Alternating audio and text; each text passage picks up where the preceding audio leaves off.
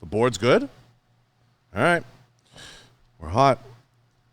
Head over to the website, www.johnbartoloshow.com. Go check out all the sponsors. Head over and, throw some love to all of them. Gallo Technologies for the walls, Rhino Metals for the tables, Blackwater Ammunition, Galco Leather Holsters, Full Quartz and Firearms.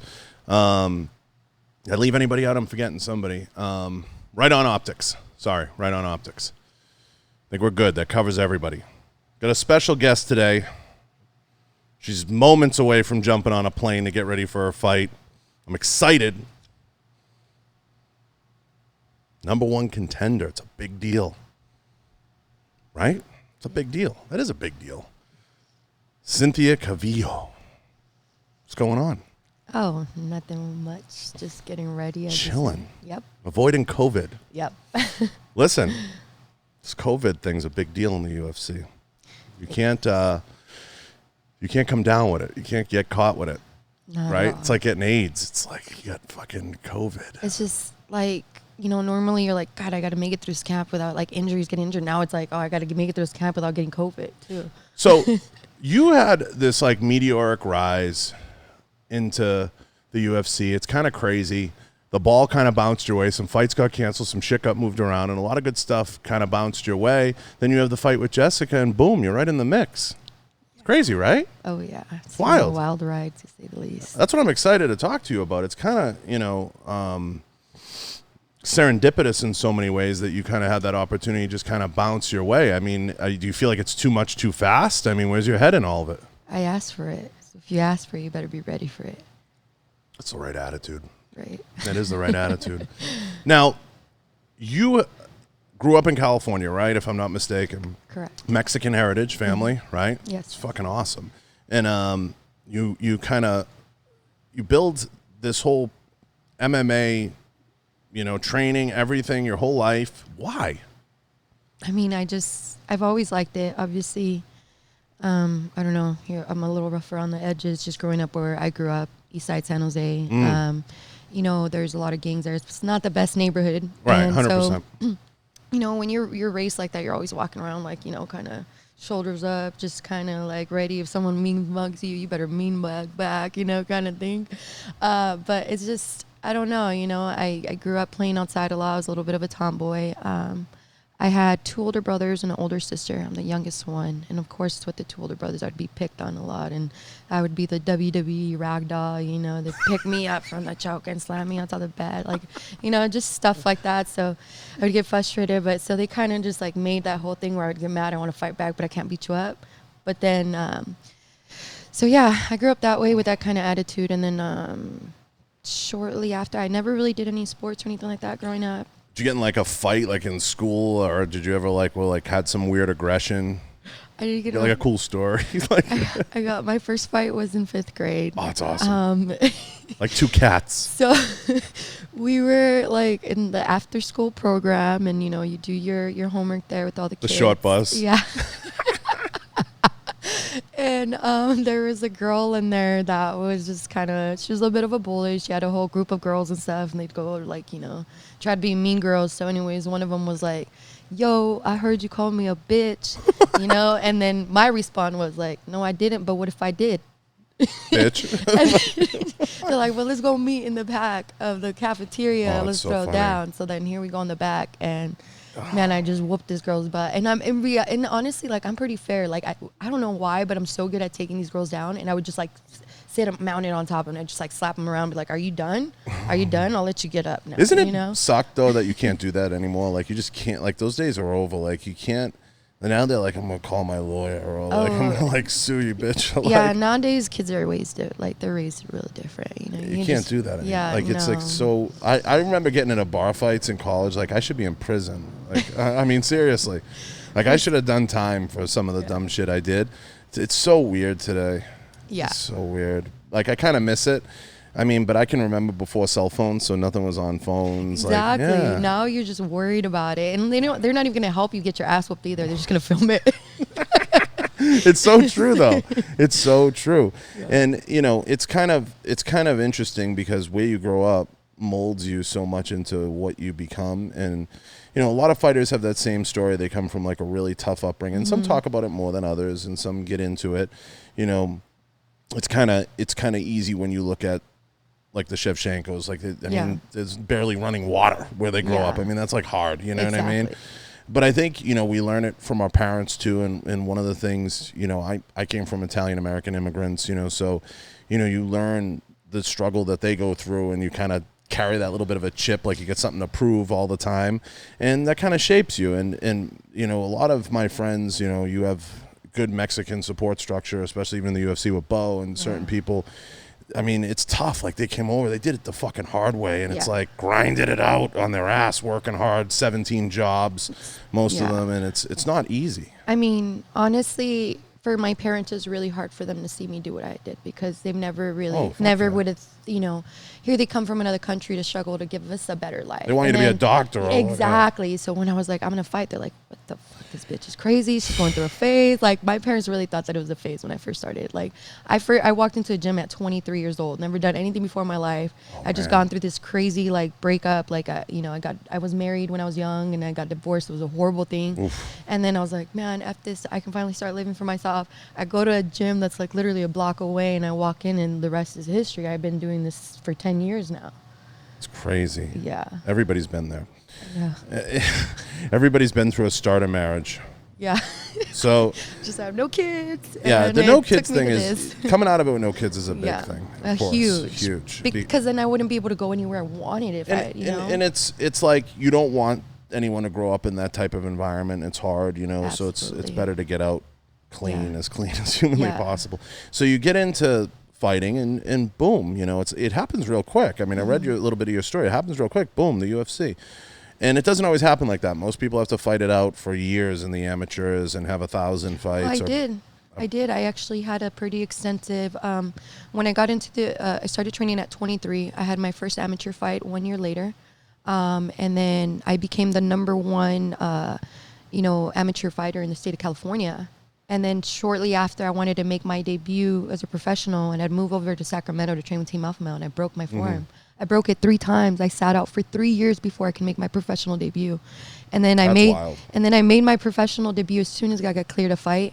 And then at 3-0, I got 6 months in, I got the call from the UFC. It's crazy. Yeah. It seems like it was just an easy call, but they don't know everything else that happened. Like, no, and listen, there's always a little bit of luck woven in there, and that's a good thing. You always need that. You gotta be I'd rather be lucky than good. Fuck. Are you kidding me? The ball's got to bounce your way sometimes. When I got the call, the thing is, it's like, you have to be ready for it. It's never going to be the right time. When the opportunity presents on itself, you better be ready to take it, you know? But it's also like, are you going to be hundreds? I know. I remember that I was 3-0. I was trying to figure out, I was working at the Cheesecake Factory, and I was trying to figure out how to make fucking amazing restaurant. I know, right? And it was hard to try to make 115s working there too. But, you know, I was working, and at that time I was fighting for LFA, and they were trying to sign me for like a 3-fight deal. And I was trying to figure things out. I didn't know what was going on. I didn't really have like a real manager either at the time. And then just winging it. My card broke down. I was just one of those things where I was like, man, I'm really cutting it close. I'm living paycheck to paycheck. Can I still afford to do this?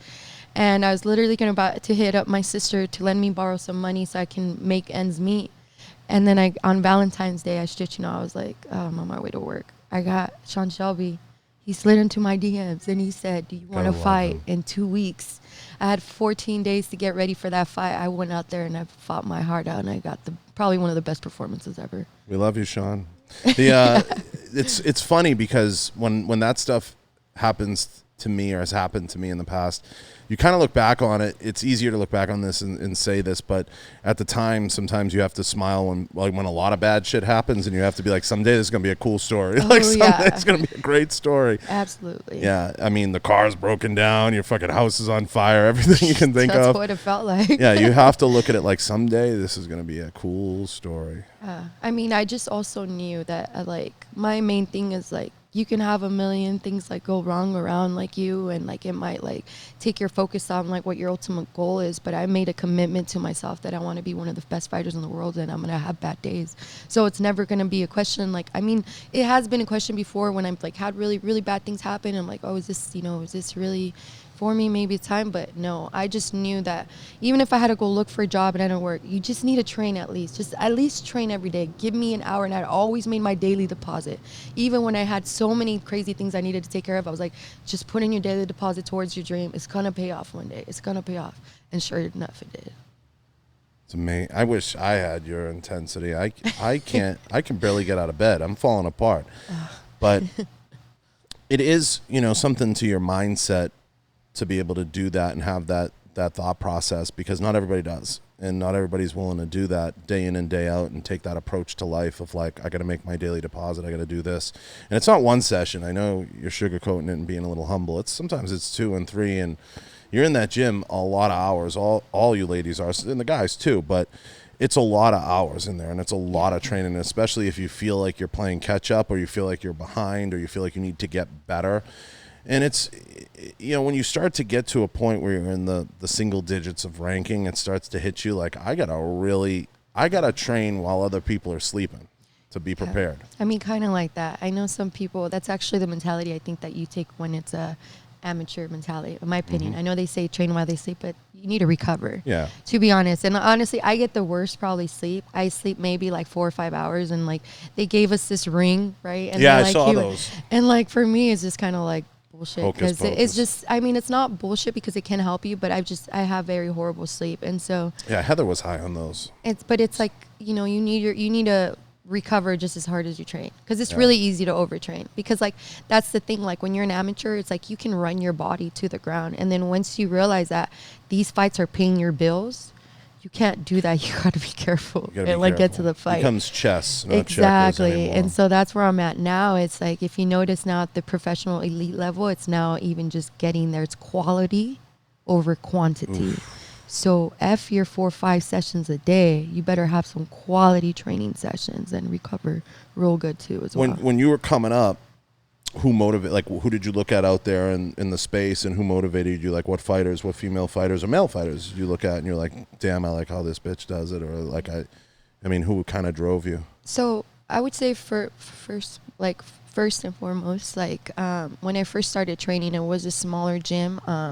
There wasn't really any like big professional fighters that I can really say I can look up to their work ethic of what they were doing. I didn't really know what I was doing, but what I would say is that my parents instilled that work ethic to me to begin with. Right. So just showing up and working the hardest, and that's it.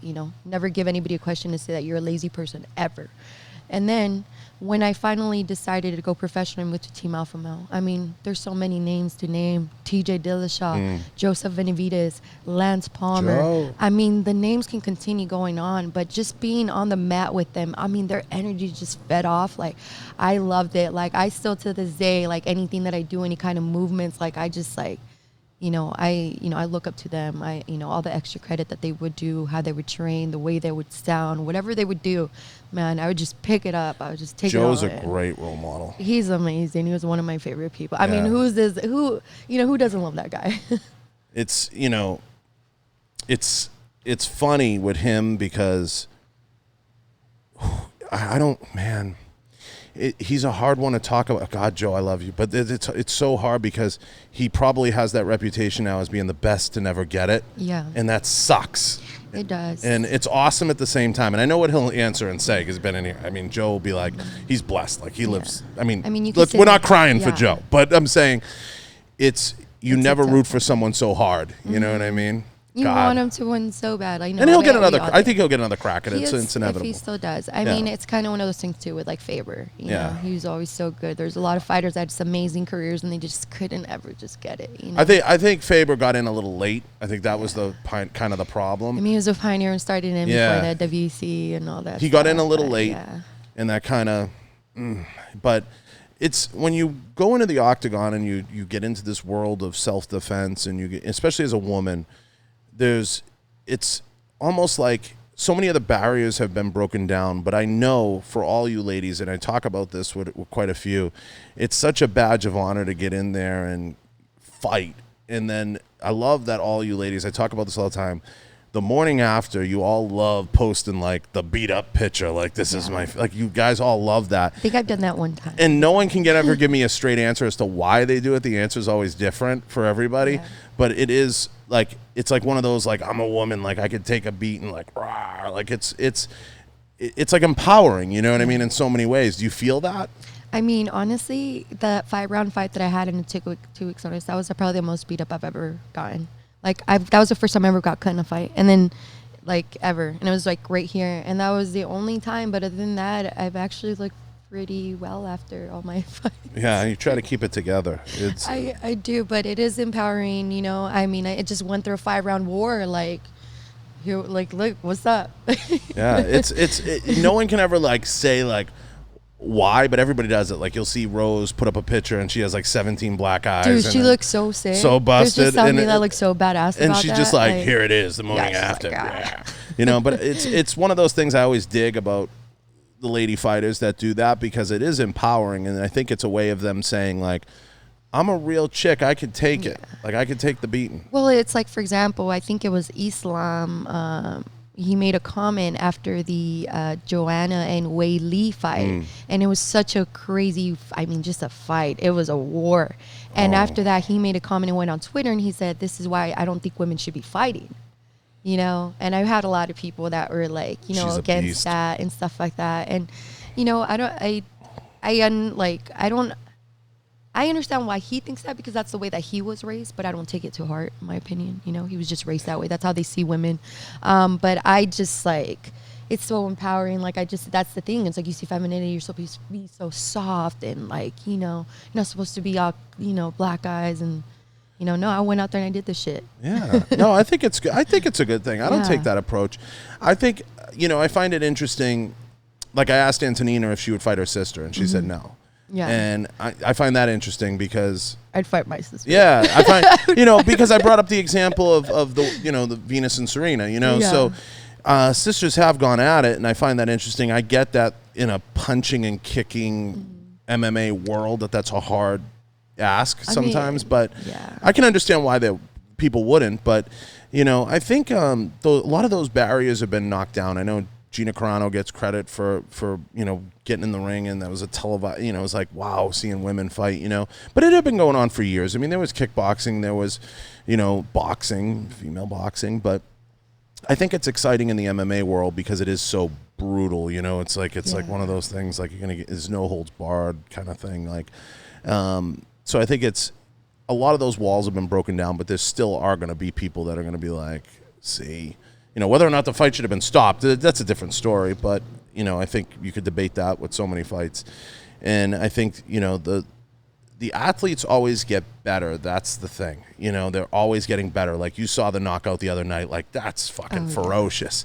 And that's a testament to training and just everything. It's like in football.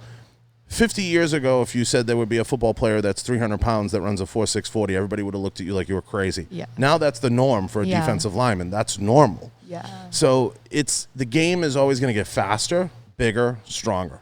It's always going to be. So the bar will always get collectively raised, and that's what makes it exciting. And I think people, you know, don't realize that women are right there too, raising the bar every step of the way.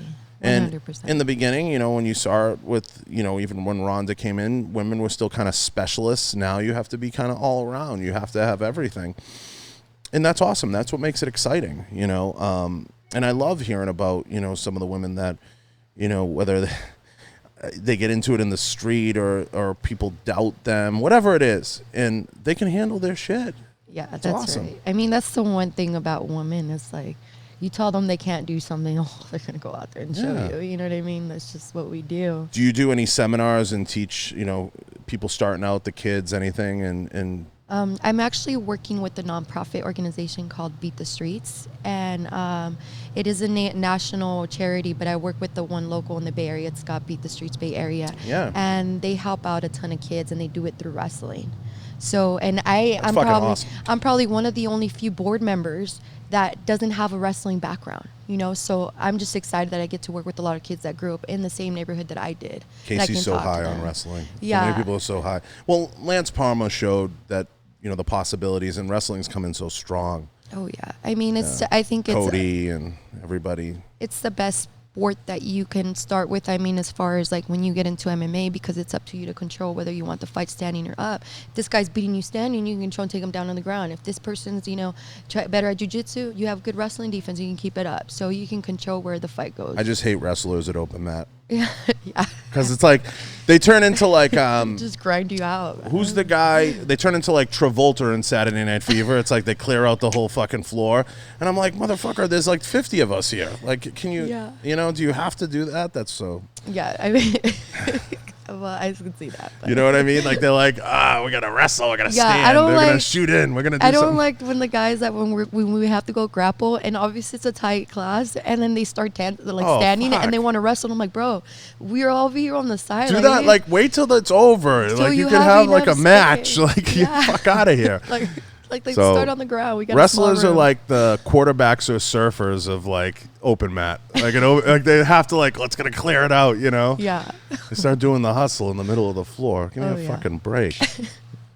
Sorry, Cody, everybody. I'm sorry.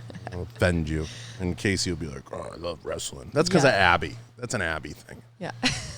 Yeah, he is the very big girl dad. I mean, he's a great dad. Oh, he's the best. But, it's so exciting when you do hook up with a good team and a good support structure and looking into, talking to you and just getting to know the people around you. When you have that support structure, it's huge and it's super helpful and it gets you through the good times and the bad times. And it seems like, by now I would think your family's come around to supporting. Oh, yeah. They're my number one fans. And that's the best when that turn happens. Yeah. When did it happen? When was it like, all right, we're with you? I would say once I made my pro debut, because I had to sit out for 3 years with I left my parents' house and I was like, all right, I'm packing up I quit my job, Mom, and I'm going up to Sacramento to fight professionally full time. And they're like, fuck you, you'll be back in a week. Yeah, they're like, oh my God, she's crazy, and then I show up and then I kept breaking my arm, and so she's like, man, you've been out there for 3 years, you keep breaking your arm, get back home. And I was like, Mom, if I don't get into the UFC by the time I'm 30, I'll come back home. I got into UFC at 29, and I maybe had 2 months left. I just barely got it. But when did what was the exact moment when they were like, all right, we get it? My first pro fight, because I went in there and I was holding this in for 3 years, and I was like, I'm going to show you. Finally had my first fight. And man, her being literally almost let me kill this girl. I just ground and pound and elbowed her so bad. It was just crazy. And then they were like, all right, well, she's good at this stuff. Then let her go. And then soon enough, as soon as I got in, my dad started becoming a fan. He's my number one fan right away. Super but fan, my mom, obviously, she's like, I know you love it. I'm going to support you. I'm glad you're happy. But your teeth, but your hands. But if you decided to quit, we're here. We'll always take care of you. And I'm like, Mom, nah, I'm good. Fuck. So family's funny like that. Mm-hmm. It is. But I love hearing about the turn, when they turn and they're in your corner. That's the funnest moment, because then it's it goes from you'll be back in a week, we hate you, and then it's we're making the tacos at home, we're gonna have the food, we're gonna have the cake, everything, we love you. Exactly. That's exactly how it changes. That's what happens now. And my brother too, the one that I was a little bit closer in age to him, and I would look up to him, and he would do a little bit of Muay Thai, and when I told him I want to fight, he's like, oh my God, Cynthia, no, this is not, you're just gonna go out there and you're gonna get your ass whooped, don't do this, blah blah blah. Hell of a supporter. And then I just want their whooped ass, and then he was just like, okay. So now he loves watching. He goes to all my fights if he can. I mean, of course through COVID right now he can't, but when they do, my family goes, and he's just so nervous, and he's just, man, but they're my number one supporters. And if anything, I think that they brought my family closer together, because that's another reason for them to get together and watch the fight. So I'm happy about that. It galvanizes the whole thing. Mm-hmm. Now, I talk about this with a lot of fighters. Have you thought about what's beyond fighting, and have you started to think about off the mat stuff and what you want to do and what you want to get into? I talked with Chiesa about this, and Mike will go on and on and on, because he wants to get in the booth, he wants to just get his eye on 50 things. Is that stuff that you started to think about and talk about with management and everything else? And I mean, I definitely think about that. I mean, right now my only management that I have is for just my fighting, and stuff like that. So I would always, if I want to go that way, I would have to get a different type, get an agency, But it is definitely something that we left I'm thinking about. I want to get into commentary, but for me, I don't have the time and energy for it. I know you get paid a lot of money, but what I noticed is I feel that like people, I don't know, some people, I just feel like whenever I see these fighters, while they're still active, go into commentating, their careers kind of go, dun, dun, dun, dun, dun, go a little bit down, a little bit. But so my focus is this, but right after, I do want to do that. And then I have a few business ideas I want to work on too. But martial arts will forever be a part of my Would you life. own a gym? Yes, I would want to definitely own a gym. It's a pain in the ass. It is a pain in the ass, but I would think that I would want to do that a little bit like later, and it'd be more in a chill place. Like I kind of want to open one in Hawaii. Yeah. You know, yeah, I can see that. and that's about it. Yeah, the gym thing's a pain in the ass. Yeah, And you got to own a bunch of them, and yeah, it's if you want to make money. I mean, if you're doing it for the love of the game, I mean, you know. Yeah, that's what I'm saying. It's like if you want to open a gym and be involved, that you really got to be passionate about it because it's gonna be it's hard. I see what people dealing and struggle, and they do it because I know, right? Fuck. Yeah, I mean, it can be fun if you get into like the children's programs, the women's programs. You can really enjoy it. When you start like taking on a lot of black belts and you absorb everyone's problems and everyone's bullshit, that's when it becomes a headache. But I mean, you know, it's what you choose to do off the mat is going to be incredibly critical no matter what it is. I think you'd be good at commentary. I mean, you're a talker. You can shoot the shit with the best of them. I can see that. And I think you're right. I think as you kind of start to think about those things, it starts to take your focus away. But yeah, because it's even like how Dana said, like if you're in question, you're thinking about a way out, maybe you should quit. You know, if you're thinking already about that, then maybe you should. Of course, you got to be smart about it and think about it. But I say that. But like, honestly, I really don't see myself doing it. Like, I can't think about anything else other than like fighting right now. Yeah. Then I would say to Dana, tell me you're not thinking about the next move. Stop. Oh, well, Tim, yeah, you know. Of course. But if he's like, you think you're going to retire? Yeah, there's thinking something of the R word, then maybe this time. That's what he was saying. There's something to what he's saying, 100%. But yeah, I think your focus should be the eye on the prize and just moving forward and figuring out what the next steps are and focusing on the ring. While at the same time, it's always good to kind of say, you know, maybe I should buy that house and not rent that house. Maybe I should do. Oh, I'm there right there. Yeah. and those are all things to think about. And, you know, it doesn't hurt to kind of start to think about what the next steps might look like, whether it's, you know, I know a lot of them, because they split their time, do like the Airbnb thing, and that's what I was like doing right now. But after this fight, that's what I'm looking for. I think I'm gonna try to buy a house out here. You know, it's always good to have a house here, especially for headquarters. And yeah, so definitely want to make some of those girl big moves, and then you know get the belt, and you know build my legacy in this sport. And I definitely want to continue being involved. So commentary is where I want to go. I love and enjoy talking about fighting. And then there's a few businesses that I want to work on that I want to open. What do you got in mind? Like basket weaving? No, what do you got going on? I mean, well, I like pastries, so I want to get into baking. And then I also have just like want to open a bar somewhere. It's a special Don't kind do of like a bar. Like a wellness bar. It's not like a no. No. Do the pastries. Yeah. It could be both. It's kind of it's like more of a wellness thing where it's like kombucha. It's like a hard kombucha where I want to have like on tap and then have pastries and stuff. Fine. Pastries. Pastries. There's not a good coffee shop or pastry shop in Vegas. Yeah. If you open one, I'm there. We have great donuts. You got Pink Box. Yeah. But at the same time, I think a good breakfast spot with like bagels or like coffee. There's no like flavored coffee places either. Yeah. Like, oh, fuck it. I'd be dying. That's an East Coast thing. I'm dying for that. Yeah. It's an East Coast thing. But pastries I like the idea of that. Yeah, I like creative stuff. I've always been, martial artists. We're artists. So you it's bake like, at home? I don't do it as much, like, because I don't have time for it, but I do enjoy it. So there's times when I was injured, I would like, do the whole dip strawberries and decorate them. I like making cookies, and I would make some that are gluten-free, just kind of work with a little different things, but I haven't been able to do that. Once I get more time and, more time on my hands, I'll be able to focus on like maybe working on some recipes and stuff like that. Oh, what's your favorite thing to bake? I like making cookies and what kind? Banana bread. Banana bread. Yeah. And cookies, I mean, you can't go wrong with the basic chocolate chips, you know? So I love my chocolate peanut butter in them, maybe. Yeah, I have made peanut butter ones too. I like drizzling them with like white chocolate and stuff like that. So when you're not in training, what's your go-to cheat meal? You can have anything you want. Anything I want. Oh my God. So it's not really my go-to one, but I would say that this is probably something I tried and it tastes really good, but it'll give you a heart attack. And there's health warnings about it. And I don't think they have it in the US because of that. But I found it in Scotland after my fight, and it's called a crunch pizza. And so they deep fry a pizza. Hold on, I gotta write this down. Wait a minute. That's a thing? Yeah, so they deep fry a pizza and then they throw French fries on It's like a top of chimichanga. it. Yeah. Yeah. And then they also deep fry Mars bars and stuff like that. There's health warnings on the wall about it. Like, you can't eat too much of this stuff. You'll get a heart attack. Fucking kidding me? Yeah. So there you go. That's a good, I can't top that. That's amazing.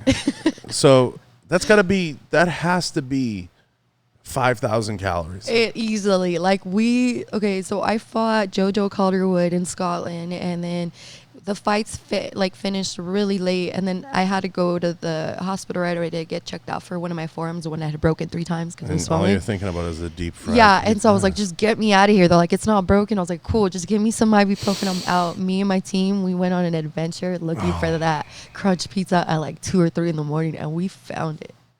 Is it in the States? It's in Scotland and Glasgow. So, Fuck. yeah. I don't know exactly where what in location was, but I know it was like almost 3 years ago. I'm but interested. Yeah. I'm interested. I'm very interested. So that's the go-to. So after you eat that, you wake up the next day, you're like Just swollen and shit. Dead. Yeah, pretty dead much. to rights. Yeah. Fuck. Damn. Big old cankles. Oh, for real. For real. How heavy will you get off season? Not that you get heavy no? anymore. No. That's the great thing about so now that I moved up weight classes, I'm no longer fighting at 115 and I'm fighting at 125, it's pretty insane how much easily my body adjusted to it, because I was like forcing myself like 3 weeks out to try to walk around lighter. And I was still at like 130, 131. It was so hard for me to walk around at 120s to make 115, but I knew I can do it because a lot of people were doing it. And then every time I would do that and I would like deplete my body for like 3 weeks, then when it was time to get back up, it would just like balloon up. Now I'm eating so good. I'm talking about full belly. I'm 133.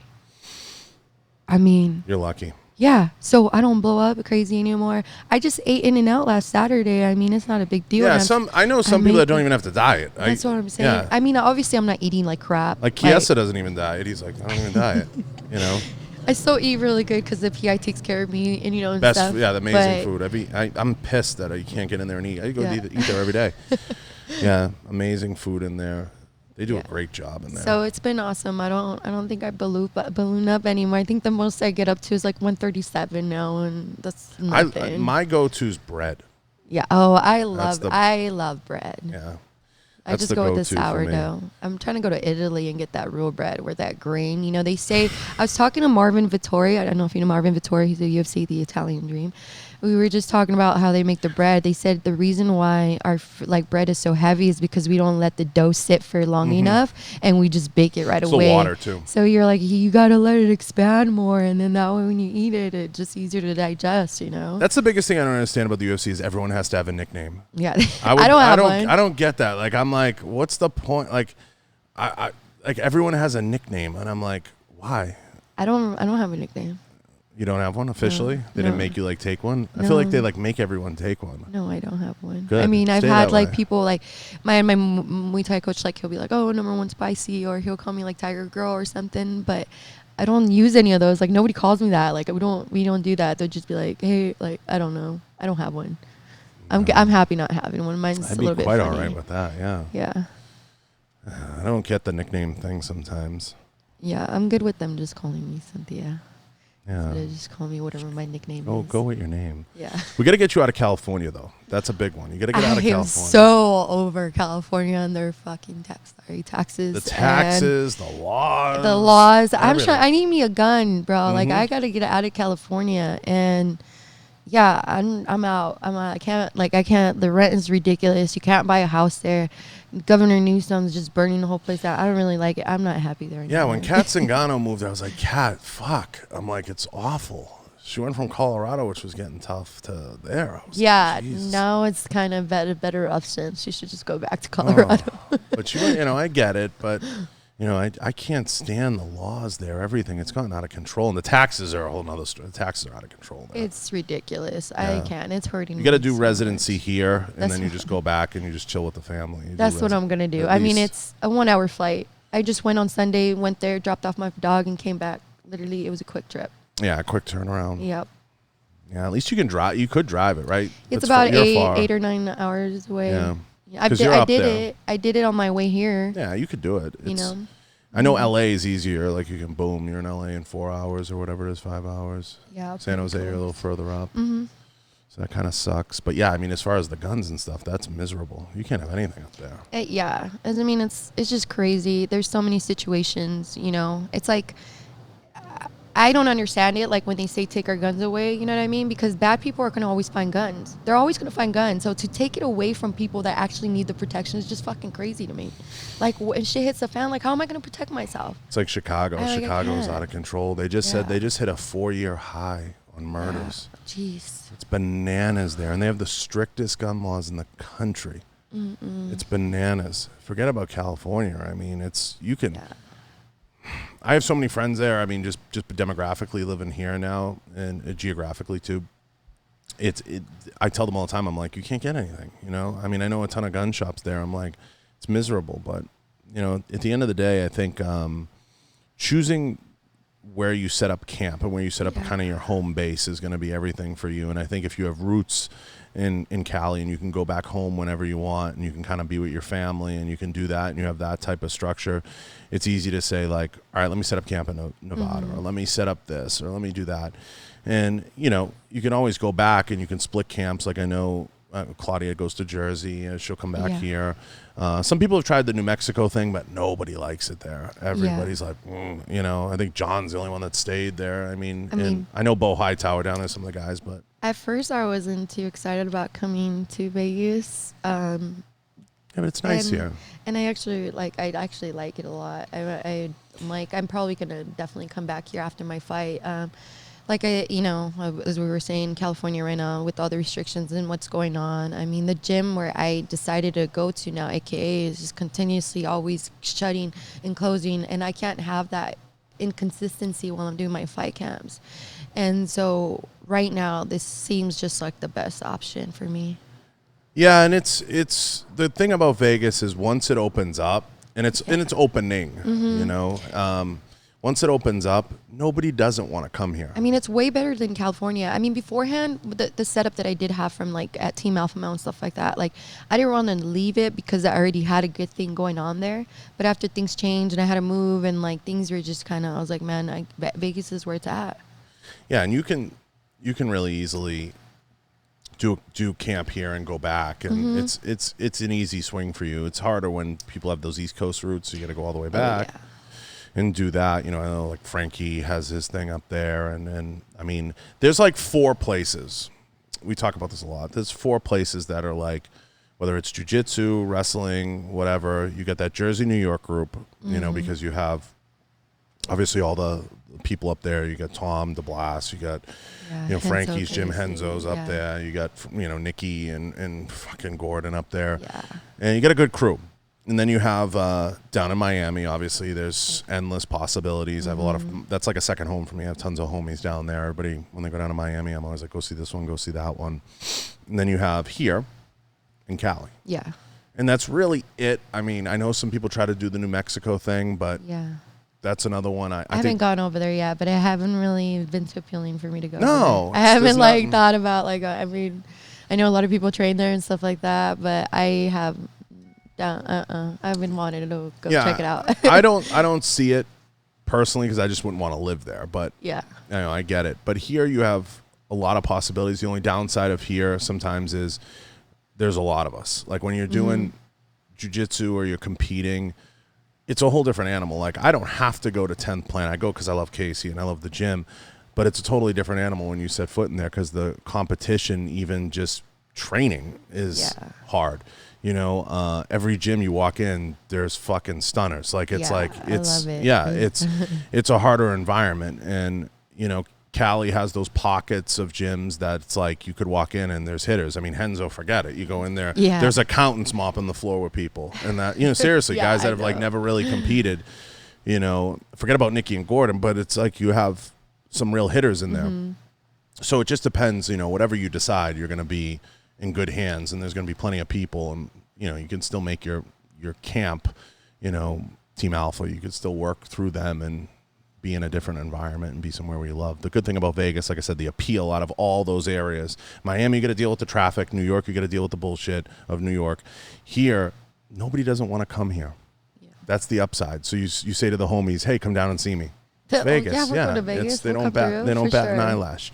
Yeah. So when you're thinking it through, I think. I mean, even so much for my parents too. Like, I know that they would enjoy it. And my parents they like gambling and stuff. So it's like, ma'am, like, wouldn't it be so nice that I have a house out here and you guys can come visit me whenever you want? And the food's good, and you can go out. There's plenty of there's plenty of options. I want to take my dad to the PI, you know, and like he'll love it. Like I actually this last year before COVID, I took him to his first UFC fights. You know, he was my guest, and like I just gave him, you know, he got his own suite. It was like facing the T-Mobile, like there's a whole night. He's like, this room's for me, and I didn't even realize that it was his first time coming to Vegas too. So it was just awesome. It was great to be able to take my dad and show him like this, you know, all this, because he's never seen this stuff. It's amazing when you can do that. My mom and dad, I mean, they're from like from the mountains in Mexico. I mean, seriously, they don't even know any of this, how good life can be. So I'm excited. They're just happy to have a couch. Exactly. I mean, you should see the home improvements that my parents did. They think that they're doing great things. It looks horrible, but but to them, it's like they're living the dream. Yeah, I have a funny story about that. I had a kid on. He was a veteran. You know, he did 1,000 years overseas. He has a hunting company, and he's successful, and he's young, and he's like, my dad. And it's like the story hit me so hard. He owns T&K Hunting. He goes, and actually Bo owns some of his stuff, which is funny. He makes like, you know, things to hold binoculars and like hunting stuff. And he goes, my dad started crying when he went outside our warehouse and I had a dumpster. Because he was like, we have our own dumpster. Like that was like a big deal to him. You know what I mean? Is. And it was just like the little things, you know, sometimes parents and people who had that like, you know, immigrant mentality, that tough upbringing, like the little things hit so home for them. Yeah, I mean, I can only imagine how proud they could be to be able to give those opportunities to their kids, and for us to accomplish that. Like, that was the one thing, is like, you know, my parents came from wherever they came from, and at first they were a little worried, and now I'm like in an opportunity where I can make a name with, you know, for them here in America, and it's just, it feels great. In a dumpster. Yeah, just I'm gonna buy a huge dumpster for you, Dad. Fucking dumpster. And you know, you didn't have it easy, so you go up against Jessica. That's nothing, no day at the beach. Not at all.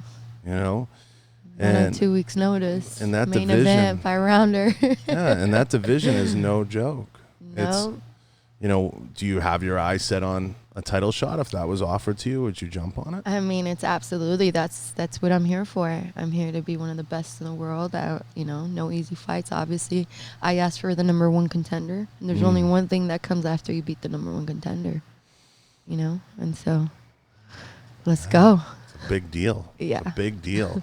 It's fun. Soak it all in, and make sure you take the time to enjoy it all. And oh, yeah, you got to be present. It's very important. Smell the roses. It's funny you say that, being present, because I obsessed over that when I watched, you know, the Michael Jordan documentary and the things that they would talk about in that, and just being in the moment and being so present. And one of the reasons being mindful. Yeah. Being a mindful athlete. And one of the reasons I started the podcast was I felt like having a conversation was dying.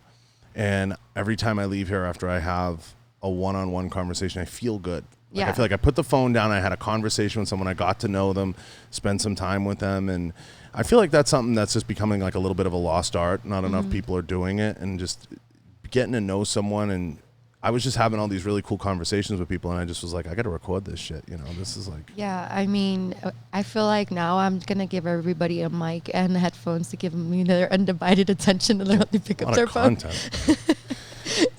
Does the social media thing drive you crazy, or have you embraced it since kind of getting catapulted into this?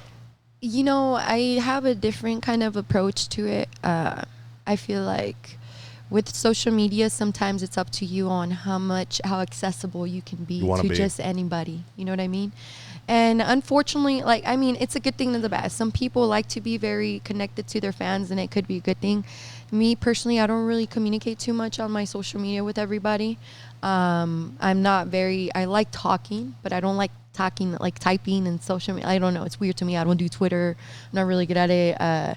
And you gotta get on it. I just kind of post what I want to post. Like, I feel like sometimes you feel obligated to have your constant social media and do that. You have to post and you have to do that. Like, for me, I just want to do whatever I want to do. Like, I don't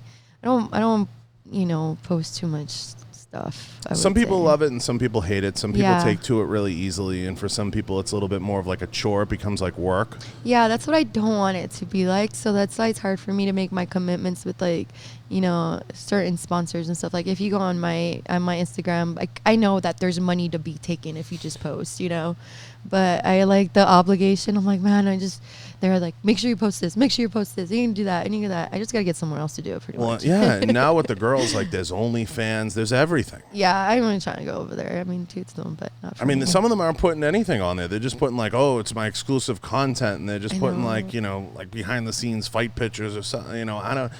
To me, it opens up such an easier way to make money on the content. Yeah. It's listen, the world's your oyster. It's a matter of what you want to do. I'm so uncomfortable. Like, I'm insecure. Like, I'm not a big picture taker, I should say. So I feel like if people wear it, like girls like to do that, I don't really do that. I don't know. This stems from like my own insecurities growing up, So it's weird for me, like thinking I'm just gonna post some content so you guys can like look at me and stuff. Like, I don't know. It's weird for me. I think it's a matter of whether or not. I'd rather post pictures of my dog. Can do it OnlyFans for my dog? You could. I could just do that. You know what it is? People are just capitalizing, honestly, Cynthia, on like, people want the access, right? So like, I know even females that do the OnlyFans, and it's just that they'll have like this exclusive time that they'll like type and interact with their fans. Yeah. So they're charging like $4.99 or whatever a month, and it's like once a month they'll get on there and that's how they'll interact with their fan base. And some people go the route of trying to make it sexy, and that's what they want to sell. And some people go the route of it being exclusive content. I know that they're making a big push to not make it about, the sluttier side of the deal.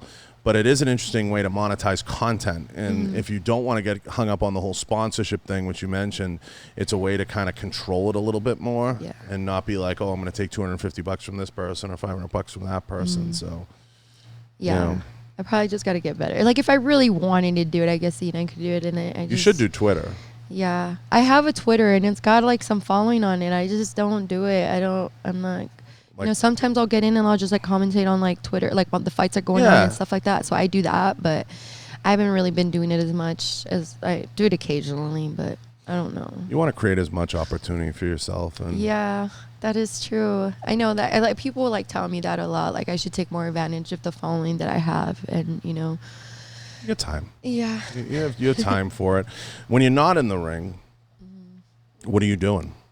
I hang out with my dog. I go paddleboarding. I like hiking a lot. I'm a big outdoorsy person. I love going to, go finding some peaks and mountains. I look at mountains. I'm like, I'm going to go conquer that bitch right now. Let me go plan this out. It's fucking crazy. Yeah. Did you see the video of the guy getting chased by the mountain lion? Did you see that shit? That guy just like, just going down him. Is that terrifying? That is terrifying. If there's ever a reason to own a gun, that's... Are you shitting me? Exactly. Like, all I do now is, like, I have, like, my knife and stuff like that, but it's like, you can't carry that thing's a fast. gun. Yeah, I better learn how to, I don't know. Jiu-jitsu or something. I don't know, man. But did you see that video? That's terrifying. It is terrifying. I don't know what I would have done. You're up in the mountains. I don't know. Got some snacks in your backpack. Maybe you throw the backpack. Dude, what if you have... Yeah, right? That's what I'm saying. Or if you have your friend, you trip them and you take off. Just that's cold. That's cold-blooded.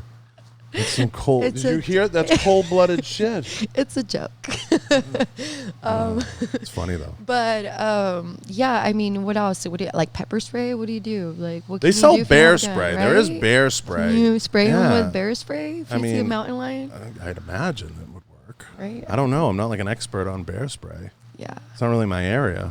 I don't know. What if you had like a Pokemon ball? That'd be cool. You just throw a net and expands, it just catches them. That'd be cool. But that doesn't but what do you do with it when you catch it? It'll rip Nothing. your face off. I just want to leave. Like, I don't know. Maybe it could be like some cool, like, I don't know, made out of. But it you know, when you see videos like that, I always see hiking. So I ruptured my Achilles. Everybody knows this, but I've never been a big hiker. Mm-hmm. It's not really my thing. But I like the outdoors, and I like weird things. Like, I would love to go, like, this winter, I'm going to probably go, like, ice fishing. Like, I'm into weird shit like that. Nice. Yeah. So there's different stuff that I do like. But what always scares me about, like, some of those backcountry hikes, so like you said, like going and conquering a mountain, is that, like, the mountain lion or whatever, you know what I mean? I've been camping 1,000 times. I've gone on a lot of hunts this year. I couldn't because this happened to me right in the midst of hunting season. But, like, it's terrifying to me that, like, a mountain lion or something like that, when that video came out, I was like, this motherfucker's going to get eaten. Yeah. And we're going to watch it. Yeah, So, I mean, after saying that, for sure, you got to think about all those things, you know? So just make sure you're prepared when you go out. But it's like, yeah, you should probably have a gun. Yeah, you should have something. I mean, there are rules, like you can't just go smoking animals out there, but... No, but I mean, if you're going to get attacked, yes, you better have something. You better have something. Yeah. I mean, we'll get you squared I away. mean, your jiu-jitsu take you so far, but I don't know what happens that full gets on, like, bites you. The thing is the claws. It's the claws. That's not, yeah, right? It'll rip your face off. Yeah. Fuck. Yeah, I don't know. Yeah, you're tough. You can take it. I would think, you know, you love the water being in Cali, and that's the only thing I was thinking about this in Nevada. Like, you kind of get landlocked. You got to go to the lake. And dude, I love Lake Tahoe. It's my favorite place. Yeah. I like lakes more than I like beaches, I would say. Shame on you. Why? I'm from Boston. I love the ocean. I missed you. You know why? It waves. There's still water. Lake Tahoe is my favorite place. But there's no waves. That's what bothers me. You can create some waves with the boat. Yeah, yeah. If you can get a boat. Get a boat. Fuck. I mean, when I don't see waves, I see still water. You know what I think? Bath water. Yeah. Like, it's like bath water. It's not like... I like it. There's no waves. There's no, like, movement in it. I lived in Hawaii for a little bit, and I tried to go boogie boarding over there. Man, I get trampled in the coral so bad. I'm like... Hawaii's just so damn expensive. My cousin lived there for years. It's just so damn expensive to live there. Yeah, I mean, all the local people, you see them, it's become so much touristy that it's kind of sad to see, but you see a lot of the locals, like, living, you know, on the beach and, you know, camping out. Yeah, I mean, I'm not going to cry for them. I mean, you're not, but it's like, dude, like, I mean, you're living in the tent on the beach. Mahalo. Yeah, you know, mahalo is aloha. The aloha life. That's it, and they're happy. I mean, but it's not a bad area to be. You know, no, it's not like you're in, like, New York living in a gutter. But it's the whole idea of just, like, being just being overtaken by, like, tourists, and for it to being so expensive that they can't even, like, you know, afford to live in their own, you know, island, like their own, you know, it sucks. Yeah, it's a super touristy location. It's expensive to live. It's a hard place. Like you mentioned, doing a gym there. It's fucking hard. Yeah, I was just thinking Maui. I'm retired. I got some money. I'm just going to, you know, just something like that. Chilling. Yeah. I'm not thinking like, oh, I'm going to put all my life savings on this and then this is it. I'm riding all on it and it's going to make me rich. Like, I'm not thinking that. Oh. Fuck. I mean, and there's plenty of places to go hiking and do all kinds of outdoor shit there. I mean, Hawaii is that's hard. I mean, the problem I run into is the gun laws, and I could never be in Cali or Hawaii.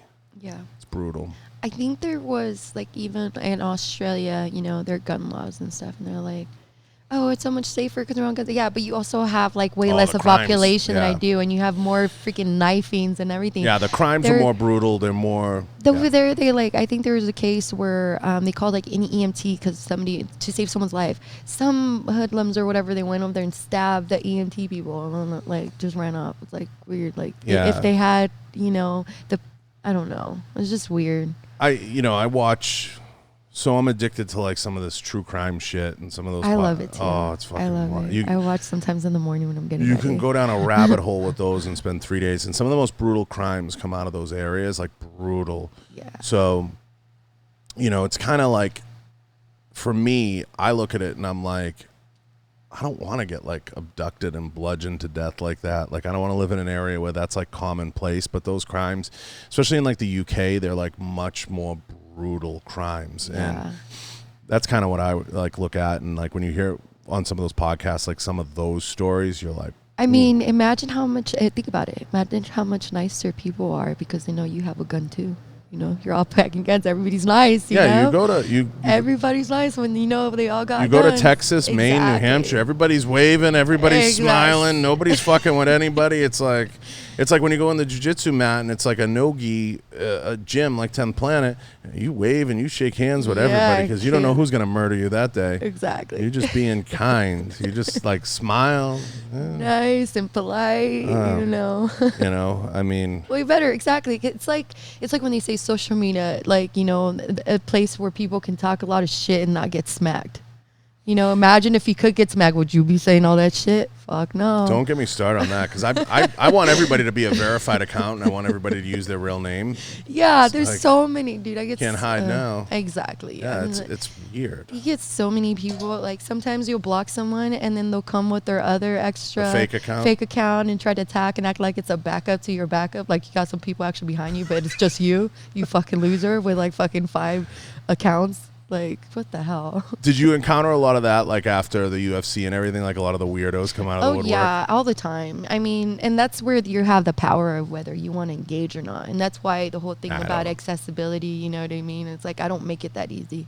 Every once in a while, like, depending on what I'm feeling, I got some extra time, I might clap back a little bit on social media. But other than that, I just ignore it. And then the funny thing about Instagram is then you go in the dark DMs. And that's where it gets, like, really oh, interesting. God. You never tap on the blurry pictures. Yeah, but you go into that, like the general box, and you never know what you're gonna get. Like it could be, you know, anything.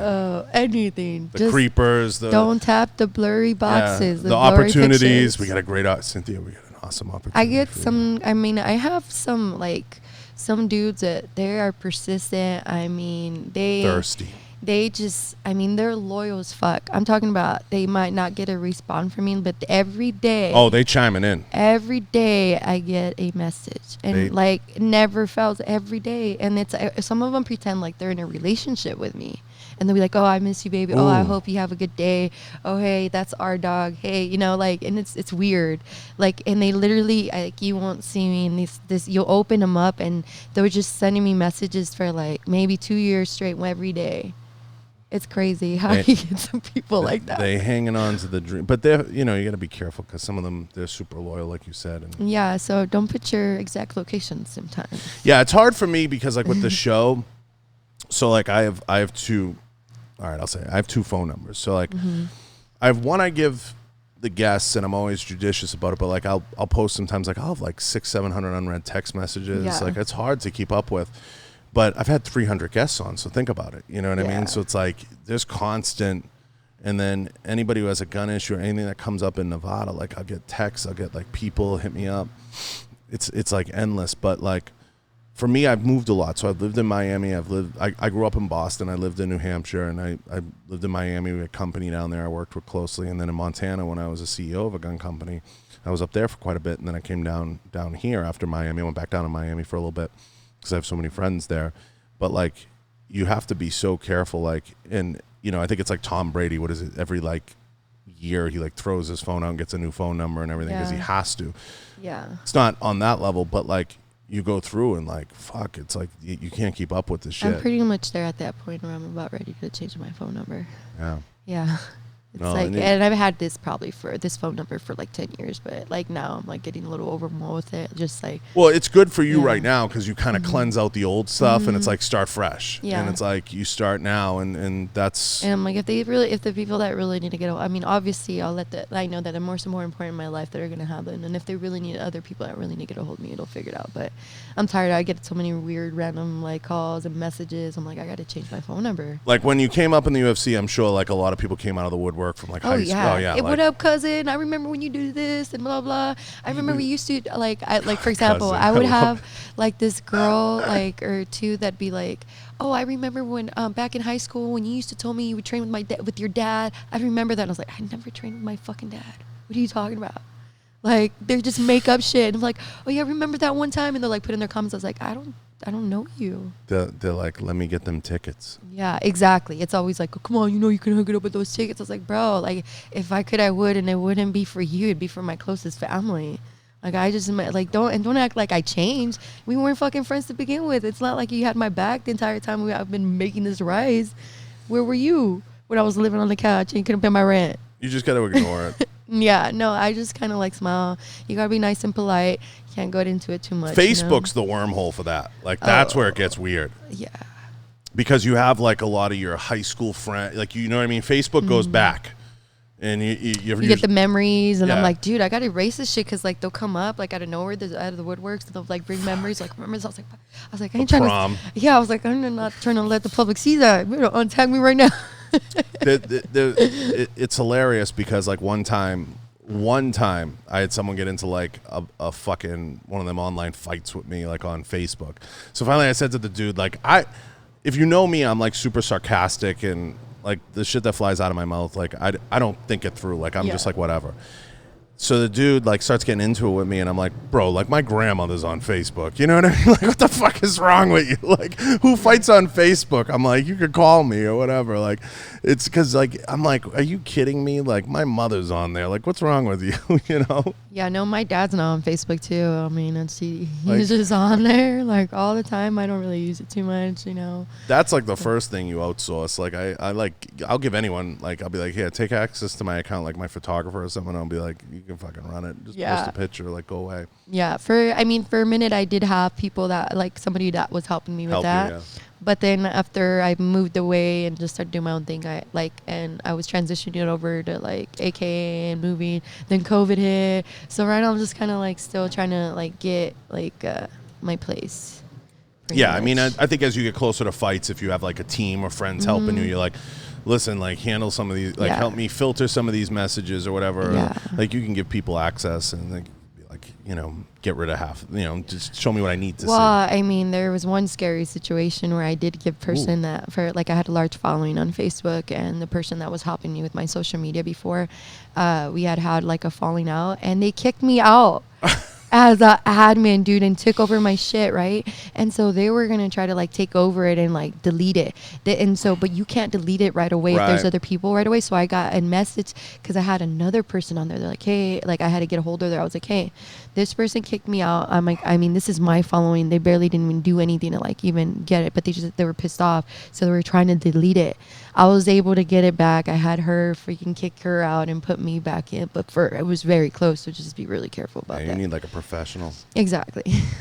So what's the plan? You know, you go into this, you got a fight coming up. Mm-hmm. Go into this fight. When you're done, do you take like a vacation? Do you do anything? You take some downtime? I mean, like I do and I do and I don't want to.